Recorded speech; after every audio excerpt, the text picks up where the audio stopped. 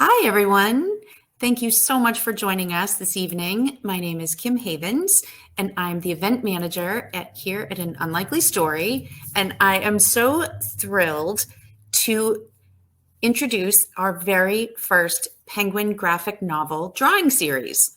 It is so cool. We have never done anything like this before. So I am thrilled. My huge gratitude to Penguin for doing this with us.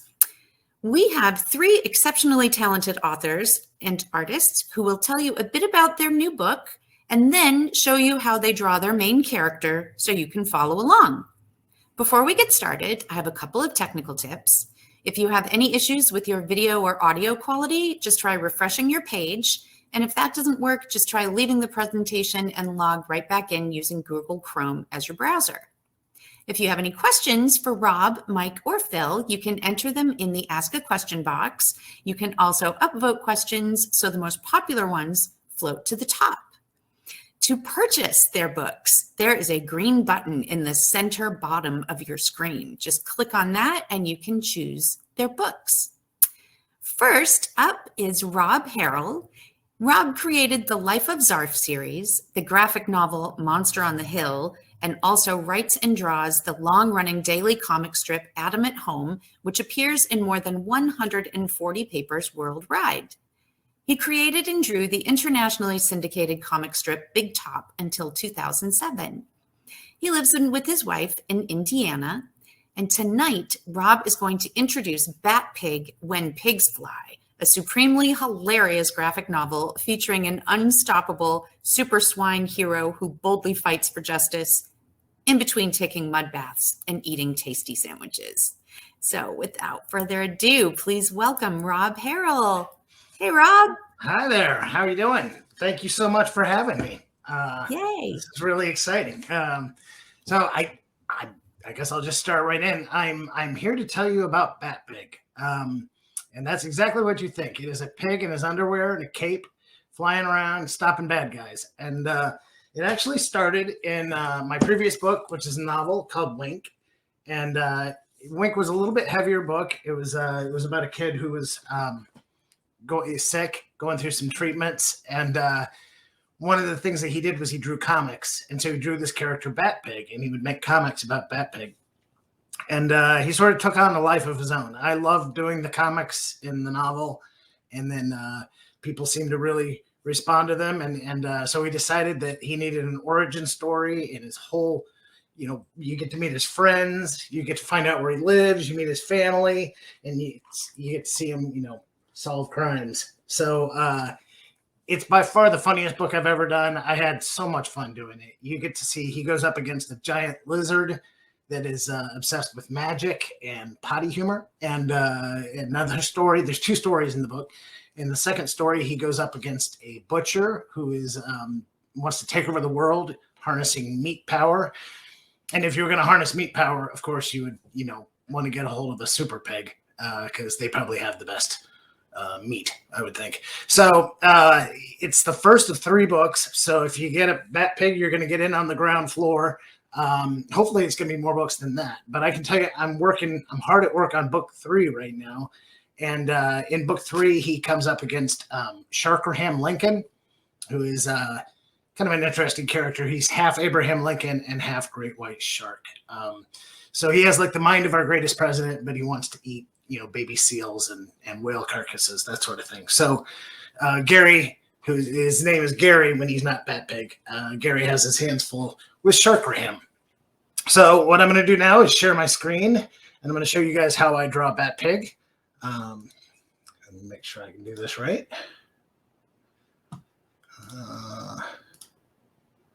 Okay, I am now sharing. So I have to put on my little drawing glove. So I actually work on a special computer called a Cintiq, and that allows me to draw right on the screen. And it saves me a whole bunch of time, and I love, love, love working on this thing. So I'm going to show you guys how I do BATPIG. So I have to grab a pen. Okay. Now the thing about BATPIG, I'm going to start here with his ears because he wears this big cowl. Okay. I thought about showing you how you could start with an egg shape and add, certain shapes together to make BATPIG, but that's not really how I draw them. So I'm going to show you how I draw them. So if you're following along at home, we're starting with the very top of his head, and this is sort of his mask or his cowl, if you use BATPIG lingo or Batman lingo.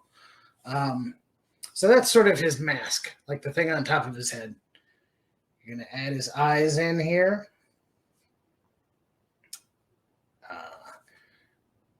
Here's another little trick about this. Because I started out drawing him as Ross, my character in Wink, I started drawing him as his character.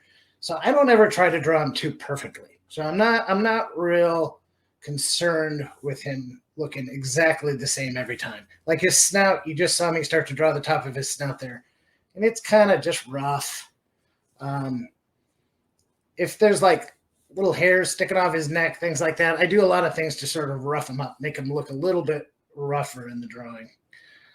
So there you go. You get the end of his snout, sort of this triangle. Put the little, they got the little holes on the end of their nose. Let me turn this. Okay. So his snout kind of comes along like this. Again, not too perfect. I put in a few lines to show that his snout's kind of crinkled up, kind of crinkly. I put a couple of lines there to show sort of his bottom lip. And then this is the back of his neck over here. And he wears a cape. So we're going to do sort of a V. It's a V-neck. We'll call it a deep V-neck. There you go. I'm drawing the knot for his cape. All right. And then his cape sort of comes back over his shoulder and hangs down. So let's do this, fill in that cape a little bit. Now I'm going to show you a trick that I can do because I draw on a computer. If you don't draw on a computer, you have to sort of draw the eyebrows, draw around the eyebrows, and then fill them in. I'll show you. You can draw like this. And then you can fill in it in. Now, because I'm on my computer, I have a little tool that'll let me just fill it in real quick like that, which is one of the time savers. Because otherwise, I'd be using my pen to fill that in all carefully. And so now I leave some highlights on his cape. I want it to look like it's a shiny cape. I do that with his mask too. You see the little highlights on there? That's what those little lines are, those white lines. That gives the illusion that it's made of maybe pleather. Have you ever been sat on a pleather couch? Kind of like that.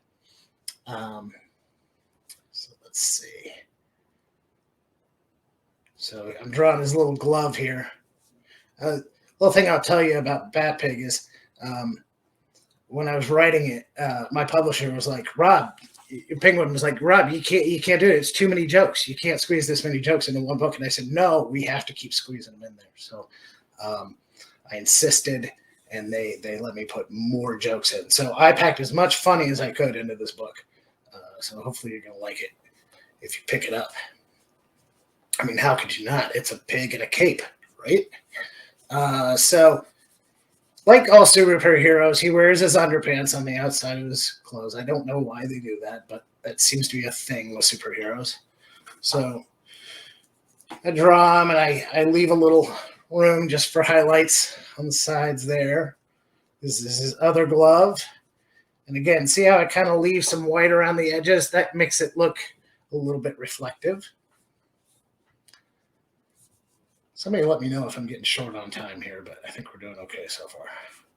Now, the toughest part of drawing BATPIG, I think, is drawing his legs, because he's got these funny little legs that come down, and they have to fit in these tiny little boots that he wears.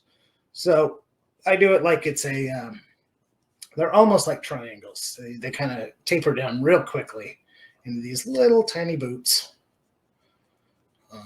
like that. I'm going to end his cape right there. And then I like to get his tail in there. He always has a little curly Q tail. Sometimes it's a little fuller. Sometimes, there we go. That's about right. Now, one thing I do to set my character in a sort of an environment is I'll put some grass and some lines so you can tell that he's sort of standing on some solid ground. And then here's another trick that I learned. This one I probably learned from Peanuts, I think, from Charlie Brown. You just draw a little horizon line in the background, a few squiggly lines. That kind of looks like a bush on the horizon line back there. Maybe like a tall, skinny tree, almost like a Christmas tree. Throw that in there. I put a few more lines for grass, just to show that he's in a field there. And then here's what I'm going to do. I'm going to have him yelling something. So I just open his mouth like that. And let's see, am I missing anything here? Then I kind of go in and tighten things up. What's that? Does he have a utility belt? He doesn't have a utility belt. He's just very good with his powers. His powers are really different than BATPIG's. He can fly, which Batman can't do. He's kind of got his own set of powers. His friend, so his best friends are a fish and a pig, or a fish and a bat. And Brooklyn, his friend who's a bat, one night he's trying to pull a prank on her, and she accidentally bites him on the nose. And it turns out that she's just a little bit radioactive, and that might have something to do with where his powers come from. So then it's on. Then he has to figure out how to harness his powers and use them for good and all that. Very cool. Yeah. And then I'm going to do a little word bubble. He's yelling his own name. That's kind of weird, but he's a little bit of a weird guy. But I think you're gonna have so much fun with these books because I have. If they're half as much fun to read as they were to write and draw, then you're in for a good time. And then you can put a couple of birds in the background. How am I on time? You're good. You're good. Okay. And of course, the most important thing you have to do is sign your drawing. So I just put that down in the corner. Sometimes I kind of hide it in some grass. I don't know what to be. And, that thing about me squeezing too many jokes in, they, of course, never said that. But I do want to tell you that I packed as many in there as I possibly could. I think we got that. So we have a question for you, Rob, that I'll just go ahead and ask while we're here. Lisa would like to know what application you're using. I'm using Photoshop, and I know there's a lot of people who love Procreate, and you can use Procreate on an iPad, just like I'm using this on this big contraption I have here called a Cintiq, and it's a really cool one too. But Photoshop is what I know. I will tell you, I probably know just enough Photoshop to get myself in trouble. I know very, very little about it. I know like probably 1% of Photoshop, but somebody showed me how to use it, and I've just kind of run with it from there. Excellent. And if I ever get stuck, I'll go into Google and just do a little Google, how do I do this? And it's fantastic how they tell you to do things on there. So that is great. Yeah. So there's BATPIG. Thank you so much, Rob. Yeah, so absolutely. Back in the ask a question portion. Yes, I will hang around here. So let me unshare here. And then we can get the next guys in. All right. Awesome. Right. We will see you shortly. Okay. Let me see. Get myself back up here. Okay. All right. That was fun. Excellent. Okay. All right. Next up, we have, whoops, here we go. Whoops, I'm toggling the video. So there's that. And where am I? Here we go. Live events. Whoops, here we are. Excellent. Hi again. Next, we welcome Mike White, who was born and raised in Toronto. He worked for 5 years in children's television animation before moving to San Francisco in 2008 to make mobile games and apps. In 2018, after getting nachos for lunch, Mike and his girlfriend Carol were walking around an outdoor mall and met a cute little puppy at a pop-up adoption event. After much consideration, they adopted the puppy and named her Melody. Her delightful and infectious personality became the inspiration for MELLYBEAN. You can follow all things MELLYBEAN on Twitter at MELLYBEANPup and by visiting mellypup.com. Tonight, Mike is going to introduce MELLYBEAN and the Wicked Wizard, the second book in his charming graphic novel series that finds Mellie and her feline friends returning to the magical world hidden in their backyard, only to discover that a wicked wizard has taken over and these pets may be the only ones who can stop her. Awesome. So here we go. Welcome, Mike. Hello. Hello, everybody. Thanks for coming by and hanging out with us today. This is my book here, MELLYBEAN and the Wicked Wizard. The first book was MELLYBEAN and the Giant Monster. It's a story, a fictional story about my dog Melody. She's a little black, scruffy puppy dog that just has a wonderful personality. And when I was coming up with a story, or I had to come up with a story, just riffing off her personality and throwing her into a situation like Alice in Wonderland or Wizard of Oz was something that I really wanted to do. And that's how I sort of came up with the idea for MELLYBEAN and the Giant Monster and its continuation, MELLYBEAN and the Wicked Wizard. And you can see the Wicked Wizard there. MELLYBEAN's cat friends here upon another magical creature called the Hippocord. And so today I'm going to draw for you MELLYBEAN as soon as I can share my screen. And here we go.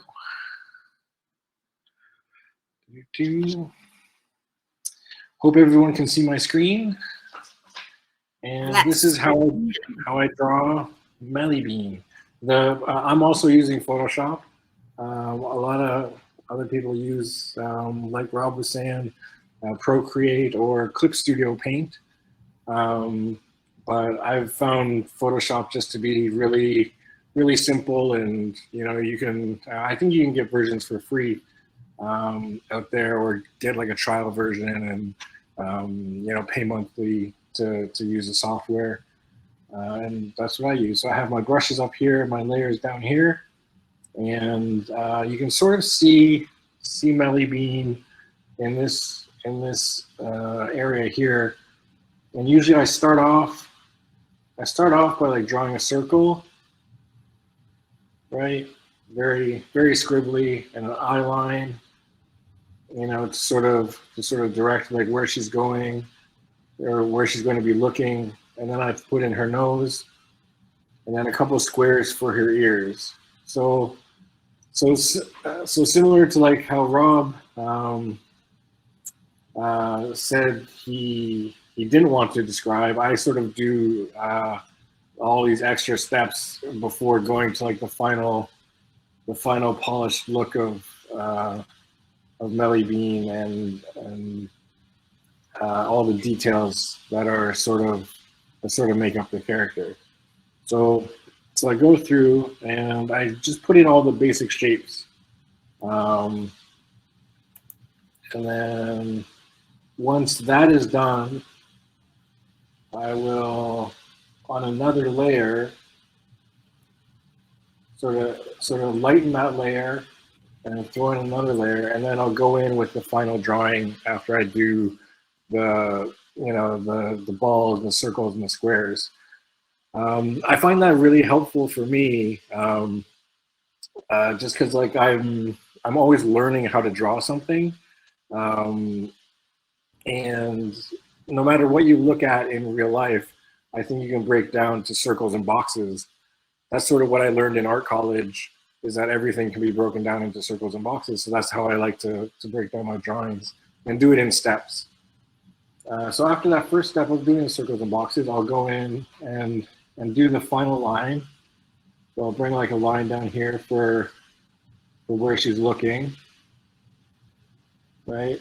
And then have a nose sort of originate at the crosshairs of where I had her eye line, the horizontal eye line and the vertical eye line here. Sort of have her nose come out from there. And then along the bottom part of like that sort of squiggly circle, I'll do these little backward J shapes that are her scruffy fur, and continue that right up until where the mouth meets. So I'm just following along the construction lines that I put down, and then once it meets the mouth, I'll sort of like almost trace the box, but just a little bit nicer. And drawing her tongue there.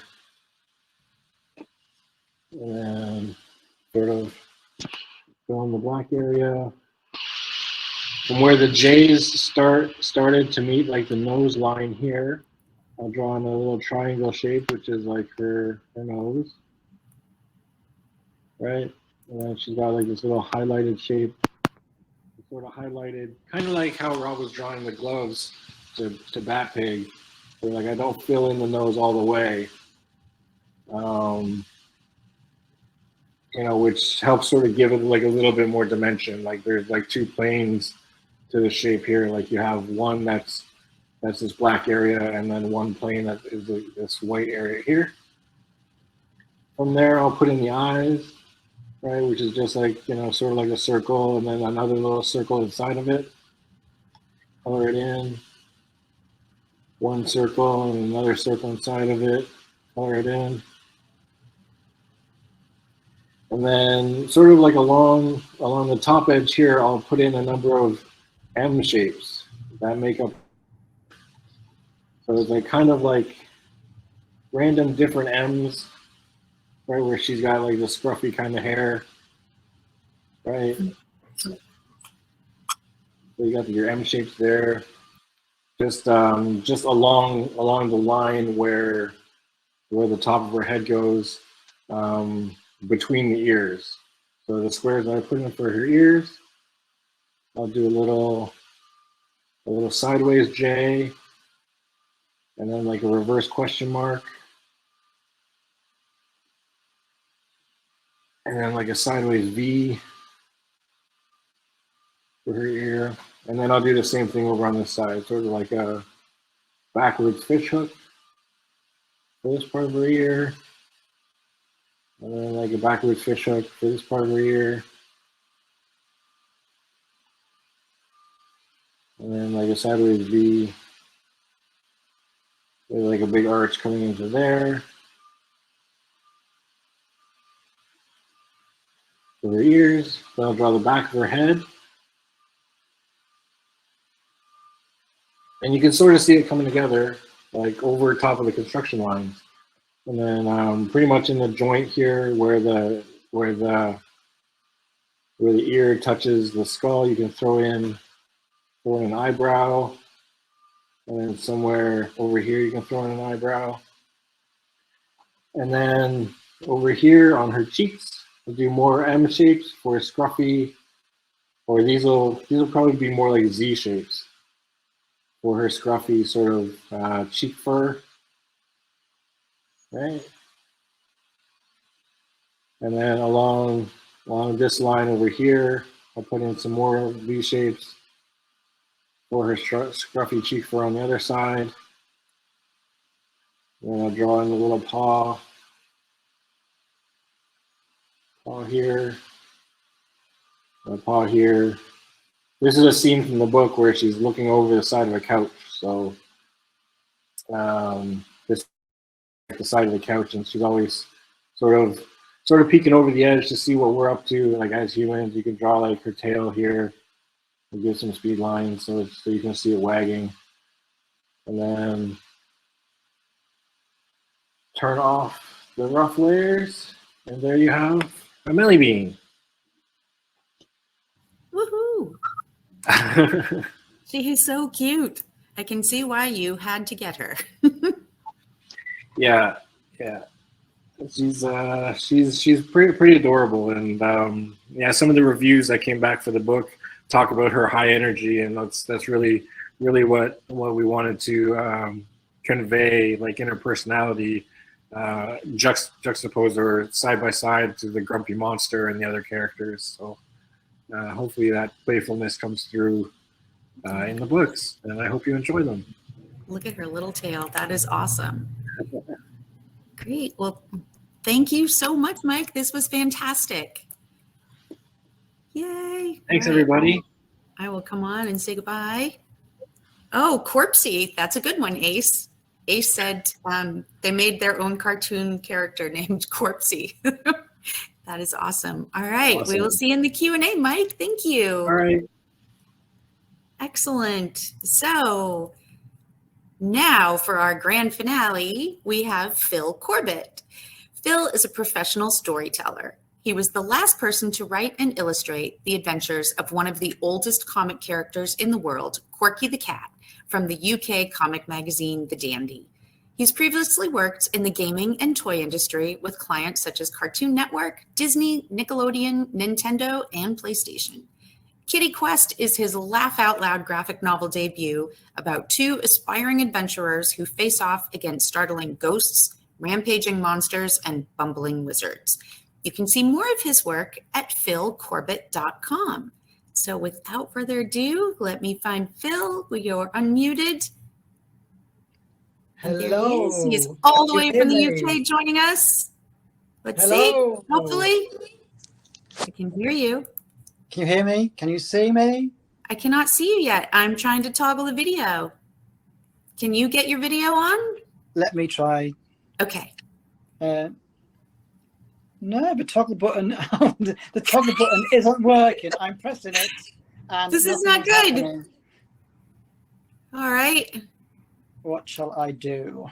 Let's see. Maybe you should refresh your. Maybe just refresh the page. We might lose you, but then you might come back. Oh, I know Phil is in the UK, so that might be his issue here. So Rob and Mike, I have unmuted you. I'm going to go to one of the questions. Yes. Do you have any advice for people wanting to get into the industry? Hey, excellent. The simple reset was all I needed to do. Excellent. So I will ditch on out of here, and Rob and Mike have a clue as to one of the questions. Oh, that's not fair. Well, I'll read it again. Hello, everybody. Thanks for tuning in. I'm coming in really lo-fi today. I'm on my phone because I'm on holiday in Paris, in France. It is midnight. But I'm still keen to come and chat to you about Kitty Quest, which is the story of two young cats. One is called Perigold, one is called Wolfric, who decide to go in the monster hunting business. And they come across a mysterious jewel which grows. They drop it in a slime pool, and then it grows into a tower when a whole new world of an ancient guild of monster hunters and adventurers is revealed to them, and that's the Guild of Kit Kit Karoo, shortened to Kitty Quest, which is what they trade by. And I'm going to draw in some of the characters. Again, I apologize, I'm going in really lo-fi, so I'm going to put I've got paper and pen, so I'm going to tip my phone upside down over the paper. And Kim, if you can say if I'm totally out of shot for that paper. I see a corner. Oh, yep. There's the paper. Just slide Top, it over that's to the top. That's the bottom. I put my fingers in. Yep. There you go. We can I'll aim see the middle and see what happens. It's not totally in the middle, but I think we're okay. Yeah, give me a shout if I go out, and I'll move it around. Okay. Right. I also start off with a rough shape of what I'm going to draw. In real life, I do work with ink, but I start with pencil to draw the rough lines in. So this is my face shape. And yes, to get a view, let's get this one looking over this way. I will draw the middle of the face, and then right in the middle, I will put the nose shape. And then I often just ignore all this and just go for it with the ink. So you just start drawing almost an egg shape, and then the cat's body is a little bean underneath, obviously nowhere near to the scale, and then the arms and legs are just lines.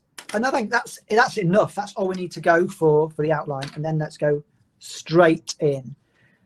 So we've got the little triangle for the nose, and I only just shade it in halfway just to keep the little glint of a little wet cat's nose. And then it's eyeball time. 2 big eyes. By the way, this is what the pen I use when I'm drawing the comic strip. It's a brush pen, so it's halfway between a paintbrush and a pen. And I really recommend them if you don't like getting ink anywhere, because it comes straight out and goes right in the pen. So it's quite a clean way of drawing. Let's go for the mouth. Just a little smile there. And then let's draw Perigold. She is the girl of the group. So she's got little fluffy ears. Well, not ears. I mean, what do they call them? Cheeks, I suppose it would be. Cheek fur. The ears come at the top. Am I okay for centering the paper? You're sideways, but I don't know if you can fix that. No, Now you're is that upside better? down. Oh, typical. How's that? There you go. Now we're right side up. Hey. Perfect. Yay. Right, let's carry on. Talk about working with what I've got. But that's the good thing about drawing. You can just do it. You can do it anywhere. Just need a bit of paper and a pen. So let's draw the rest of the head shape in. So I'm just filling in the circle. I'll leave a space here for the ear. And that's the back of the head done.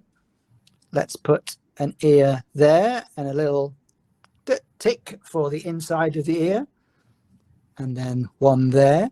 And here's another trick for getting a three-dimensional effect. Just do a thick line on the ear behind, and that makes it look like it's further away. Now, Perigold wears a crown. So zigzag, zigzag, zigzag. And in her crown is her weapon, which is the flail. And in her case, it's just a ball of wool or yarn, as you'd say. And just draw the lines in to indicate where the threads of the wool would go. And this bit at the top, that is the handle which comes out when her weapon is activated. Let's give her pupils. Typical cat style, just little slits. And now for her body, she's got a collar, which is just 3 little waves. Again, remember that trick for the dimensions. Just put a bit of darker line there, so it looks like the head's coming out in front. She's also got a little bag, so I'm going to draw a line, leaving a space here for the leg to go. And then let's draw the strap, which goes there over where her shoulder is going to be. Oops. There's the bottom of her body, and there's the leg. And then you can see here, I can fill in the back of the bag, which goes behind the leg. Again, my favorite trick, a darker line. There's the rest of her body. And I literally do not bother with joints. So her elbow would vaguely be here, but don't worry about that. It's just like a little floppy rope, I suppose. And her hands are just 3 little paw nubs, I suppose. And the same for the feet, just a bit like a number 3 with an extra bit on top of it. So there's her feet. And let's do the back arm, which again, don't worry about any realism at all. And then with the hands. And then here we go again. Put a little bit of dark there. Being a cat, she's got a tail. Let's draw the lines in. And the shading. And last of all, she wears a cloak.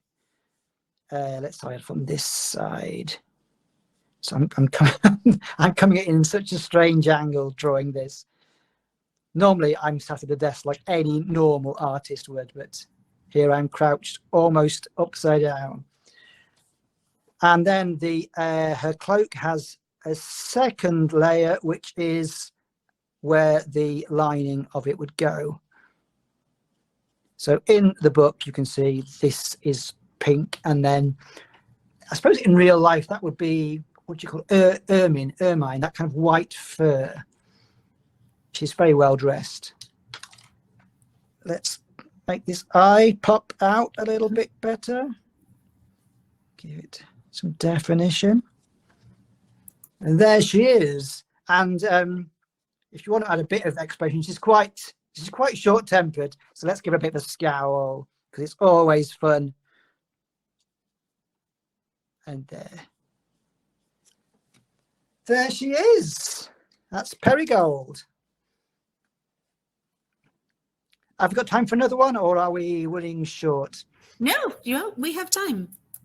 Let's do a second one. Okay. I like drawing angry characters, so let's draw the baddie of the piece, who's Dagzabad.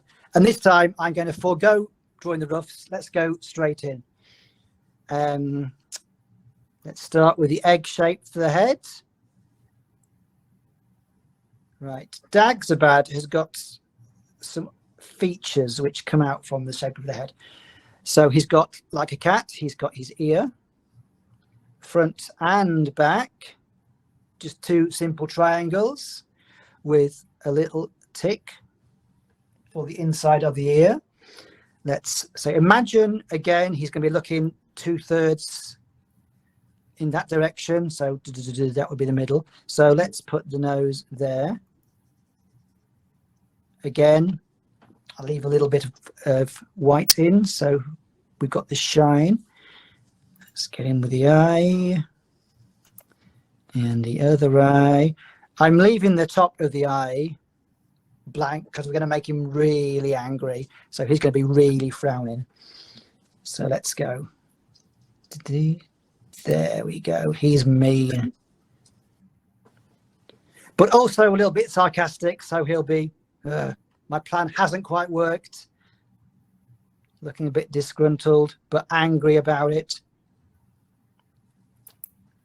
And because he's a bit, he's a classy villain. He's got a nice, smart beard, and his whiskers are twirly, like a traditional villain.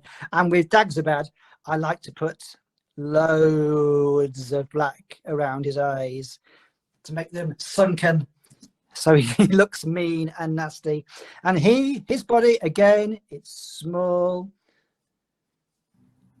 and his legs, again, boneless almost. I'll put some shadow in. He wears like a kind of ruff around his neck. And then let's put his where his elbow would be if he had any semblance of correct anatomy in him.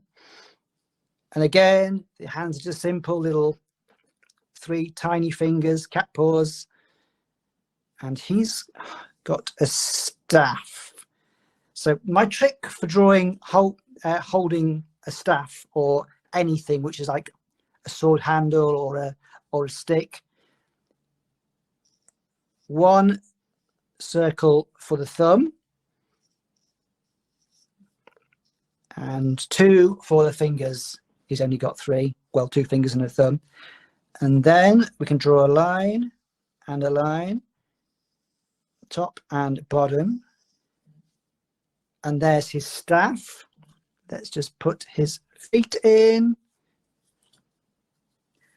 He's got a triangular villain's collar, and there's the rest of his cape. Capes are very fashionable in the Kitty Quest world. There's his tail, and as before we can put a bit of shadow behind to bring that out. And the top of his magical staff, he's got a strange skull, like so, which is basically a circle with a little square bit coming at the bottom. We can put some lines where the teeth would go, a circle and a little triangle for the skull face. And there are the horns. I'll colour that in, the darkness behind the skull. I hope I've got all that in. Yes, we can see it And that's perfectly. Dagobah. What an awesome baddie. It's fun to do the baddies. Let's put them together in case I've been too fast and you've missed a bit. Excellent. I think the thing when you're drawing is don't worry. Well, I don't think you need to worry when you're going and drawing things. Just go straight in with the ink.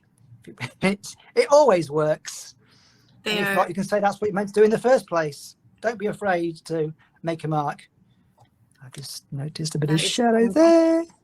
And they're exactly the same size. I know. Look at that. Not just thrown together.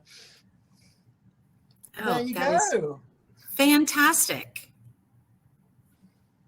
Let me take this off and come and look at you all again. All right, I was going to say, you can stop sharing your screen now. I actually kind of love this. Don't know why it's gone. Right. That is fantastic. So now I will bring Rob back on. Oops. Yep. Hi. Hi. Uh-oh. And Mike. Mike is back. Whoops. There we go. Hey, guys. So now there are all of us. Welcome back. That was so cool. Fun. I love watching people draw. It's amazing. Yeah, Watching all same. day. Yeah. Me too. So this is, I'm going to ask this for all of you.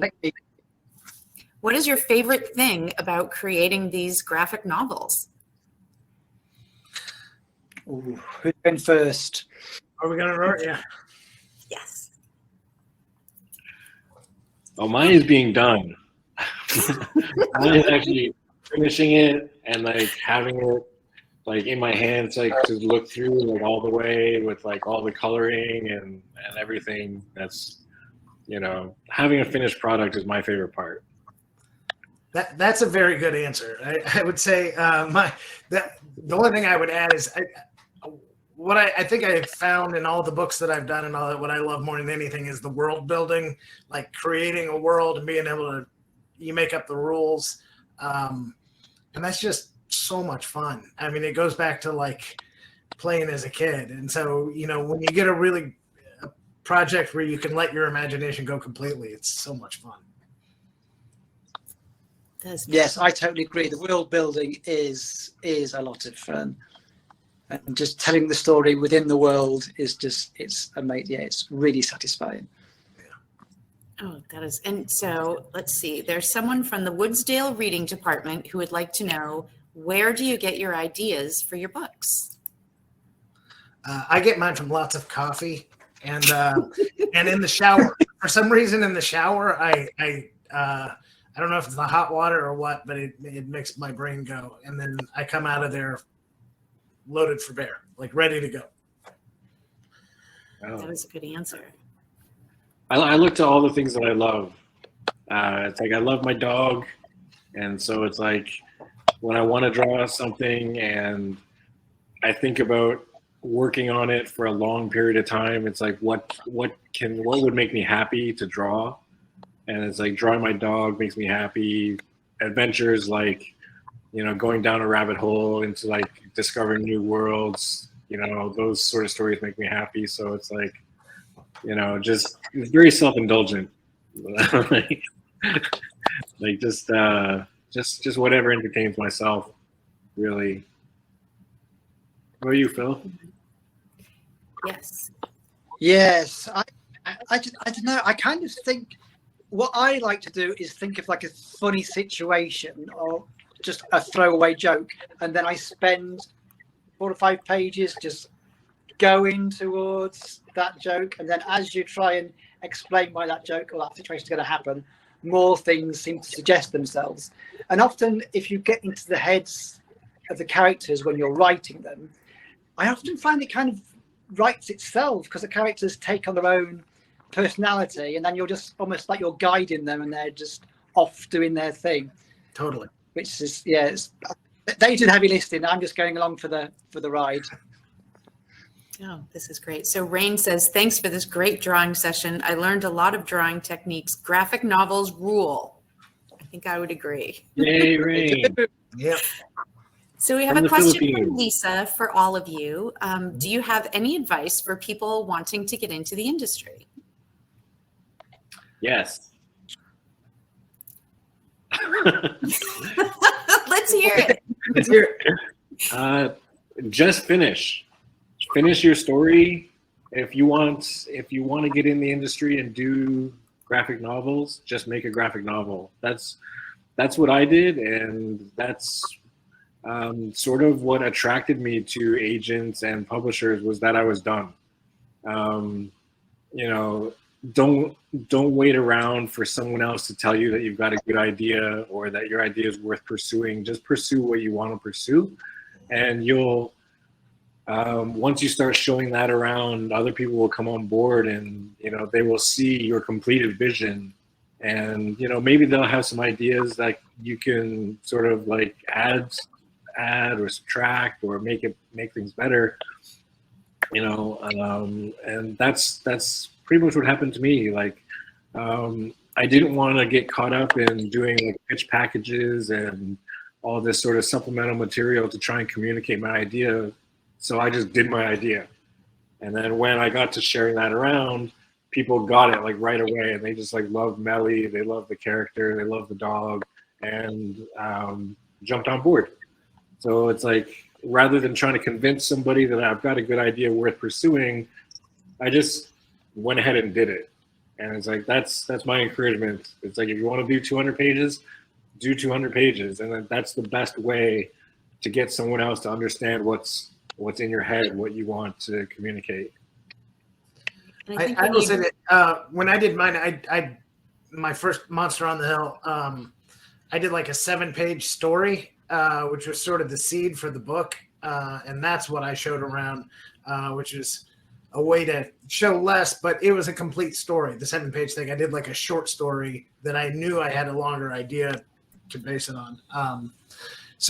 And then the other thing I would say is, don't be afraid to reach out to people on social media. I think that's what's amazing. That wasn't around 20 years ago or 30 years ago. Now you can actually reach out and contact publishers and agents, people like that. Yes, that's all good advice. And then I'd say at a personal level is just don't worry about people giving bad comments or not liking it. I think I do your own thing and then stick to your own ideas, because sooner or later someone will like what you do, and then you'll be doing what you like rather than what you think you'll. This sounds like complicated, but basically I'm saying do what you want to do and don't worry about doing what you don't want to do, and then someone will like what you do. Does that make sense? It makes sense in my head, but it's hard to put it into words. Well, it's kind of like what Mike said. When you do what you love and draw what you love drawing, that joy is going to come through, and people will see that and connect with it too as well. People will come to you, yeah. And keep drawing, just don't stop. This has been so fantastic. Thank you. So those of you who have joined us, I have added a link. So Penguin graphic novel drawing series. There's a sampler of the graphic novels with the participating authors, and the link is right there. I highly recommend you check it out. And this was so much fun. I cannot thank you guys enough. We have 2 more in our series. December 13th at 6 p.m. Eastern Time, we have James Burks, Jillian Gerst, and Brady Smith. Yay. And on December 20th at 6 p.m. Eastern Time, we have our grand finale with Paige Braddock, Ben Bean, and Michael Regina. So join us then. You guys, check out the link, check out the sampler, and make sure and buy their books. Click on the green button, center right on the bottom, and we will get them right out to you. So awesome. Thank you so much, Rob. Thank you, Mike. Thank you, Phil. Thank you.